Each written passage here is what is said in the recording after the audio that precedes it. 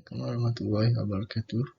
Saya Muhammad Rafi'i bin Muhammad Razwa akan membincangkan tentang pengenalan etika dan peradaban. Definisi etika. Etika berasal daripada kataan ethos daripada Greek yang membawa maksud budaya, perangai dan kepribadian.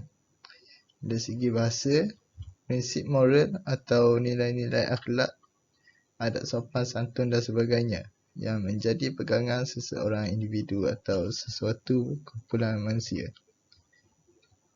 Dari segi sosiologi, etika adalah satu standard yang menyeluruh mengenai benar atau salah, yang menjelaskan apa yang sebenarnya perlu dilakukan oleh manusia dalam konteks apa yang benar, tanggungjawab, manfaat kepada masyarakat atau sifat baik. Definisi peradaban. Maksud peradaban menurut Inggeris ialah civilization, menurut Latin ialah civitas, menurut Greek ialah nomos dan chameleon, menurut Jerman ialah culture, bahasa Arab ialah madaniyah, hadarah dan tamadana. Dari segi bahasa ialah sistem dan tahap perkembangan sosial sesuatu bangsa ataupun kemajuan sosial dan kebudayaan sesuatu bangsa itu. Itu ialah merupakan definisi peradaban. Seterusnya, susun masa etika dan peradaban berdasarkan pra-kolonial, kolonial dan pasca kolonial. Sebelum kedatangan kolonial, telah wujud etika dalam masyarakat yang disebut adat istiadat dan adat asal. Proses migrasi dalam Kepulauan Melayu dan luar Kepulauan Melayu menjadikan adat istiadat dan adat resam bercampur baur akibat proses pinjam-meminjam dan tersulam dalam masyarakat. Pra-kolonial ialah zaman negara ini belum dikenali sebagai Malaysia dan belum dijajah. Etika telah terjelma ketika itu dalam tingkah laku serta kehidupan seharian, formal atau tidak formal, disebut sebagai adat resam dan adat istiadat. Kolonial ialah zaman negara kita dijajah. Etika dibawa dalam bentuk berpakaian, percakapan, pentadbiran, ketuanan dan lain-lain. Sebagai contoh, cara makan, cara memberi tabiat hormat dan lain-lain. Zaman pasca kolonial merupakan era moden. Masyarakat telah menerima variasi dan percampuran versi etika secara langsung atau melalui teknologi. Nilai etika bercampur baur ini wujud dalam persekitaran formal dan tidak formal kehidupan kita.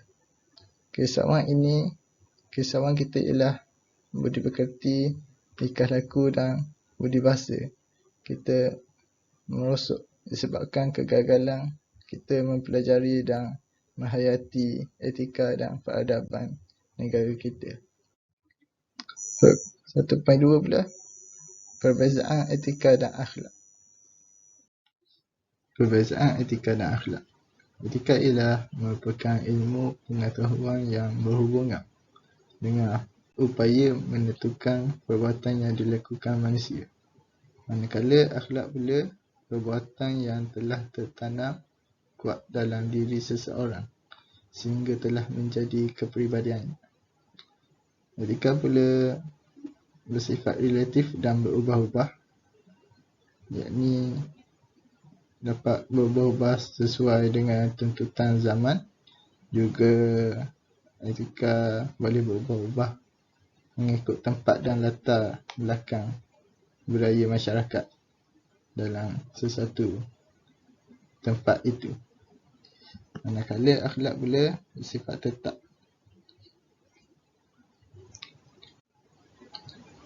Iaitu perbuatan yang timbul dari dalam diri seseorang yang mengerjakannya, tanpa ada paksaan atau tekanan dari luar tanpa paksaan. Akhlak juga perbuatan yang dilakukan dengan sesungguhnya, bukan lakonan atau sandiwara semata-mata. Etika ialah suatu disiplin tentang tingkah laku yang lahir hasil daripada sesuatu peraturan atau norma. Manakala akhlak ialah disiplin tentang tingkah laku yang lahir dari jiwa manusia itu sendiri. Dan akhir sekali, etika berpaksikan akal semata-mata, namun akhlak berpaksikan wahyu dan akidah. Sekian, itu sahaja dari saya. Faktor pembentukan etika individu. Sikap setiap individu adalah berbeza, sama ada jujur, bongkak, baik, pemurah, penyayang dan lain-lain lagi. Ia terbentuk atas didikan dan pengalaman hidup. Kini saya akan menjelaskan antara 3 dari 5 faktor pembentukan etika individu. Pengaruh keluarga. Individu mula membentuk standard etika mereka sejak zaman kanak-kanak mereka sebagai tindak balas kepada persepsi mereka tingkah laku ibu bapa mereka.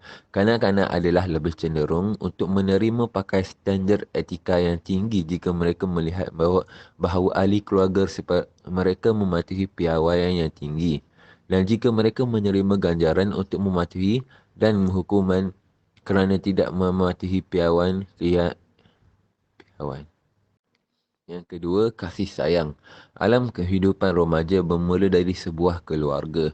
Keluarga yang pincang atau bercerai-berai akan mempengaruhi remaja dari sudut yang negatif. Kurangnya kasih yang sayang membuat anak ini memberontak dan membawa haluan sendiri. Tiada kawalan ibu bapa, tidak memberi didikan sempurna kepada anak sehingga anak ini terabai lalu membentuk sikap keras, kasar, suka menipu dan tidak menghormati orang. Didikan agama. Yang ketiga, bagi mewujudkan keluarga yang bermoral dan beretika sepenuhnya, anak-anak perlu diberi didikan agama yang sempurna dan nilai kerohanian. Mesti disemai dengan nilai etika paling tinggi sejak dari kecil. Bak kata pepatah, melentur buluh biar dari rebung. Asuhan yang betul hendaklah diberikan kepada mereka.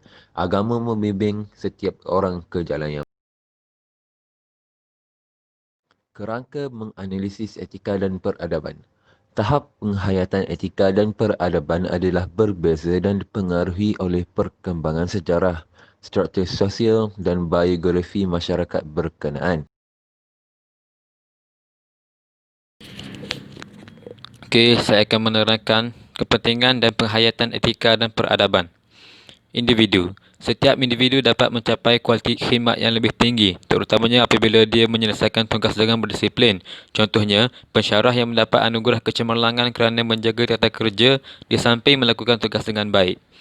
Masyarakat. Masyarakat menilai dan mengawal prestasi supaya lebih profesional dan tidak menimbulkan masalah dalam masyarakat atau organisasi.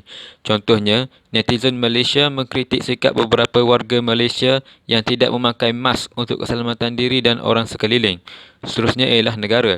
Pentadbiran negara terpelihara daripada perkara buruk seperti rasuah dan dadah. Ini dapat dicapai dengan mementingkan pendidikan agama dan pendidikan akhlak dalam kalangan pelajar dan pekerja, supaya tidak terpengaruh dengan perkara yang merosakkan imej negara. Seterusnya ialah warga global. Negara yang beretika akan diterima oleh negara lain dan membuka pasaran untuk ekonomi berasaskan keunikan yang dimiliki negara masing-masing. Pasaran atas hubungan baik antara negara dapat menjamin keamanan global. Perbincangan etika dan peradaban mengikut konteks masyarakat negara pasaran. Perbincangan etika dan peradaban mengikut konteks masyarakat, negara dan pasaran.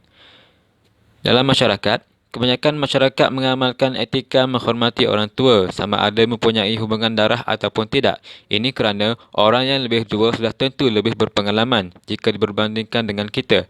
Masalah dan isu-isu timbul apabila pendapat golongan muda ditolak atas alasan masih mentah, walaupun pendapat si muda disokong fakta sains dan logik.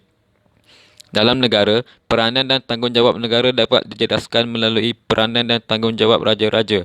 Sifat-sifat raja yang adil dan saksama adalah tema utama tamadun-tamadun silam. Apabila raja bertanggungjawab ke atas rakyat, seperti melindungi rakyat dari ancaman luar dan menyelesaikan masalah rakyat, rakyat membalas dengan kesetiaan kepada raja dan negara. Dalam konteks pasaran, peniaga-peniaga mesti menjalankan perniagaan yang baik dan jujur, sebagaimana yang diajar dalam Al-Quran dan Al-Hadis. Sebarang aktiviti yang melanggar etika diancam oleh azab yang pedih dan rezeki tidak berkat. Contohnya, di Malaysia, selalu kenaikan harga gula menyebabkan sesetengah peniaga menyorokkan stok gula kerana ingin meningkatkan demand gula supaya harga gula naik lebih tinggi. Ini menyebabkan kesusahan kepada keluarga dan perniagaan lain. Sekian daripada saya.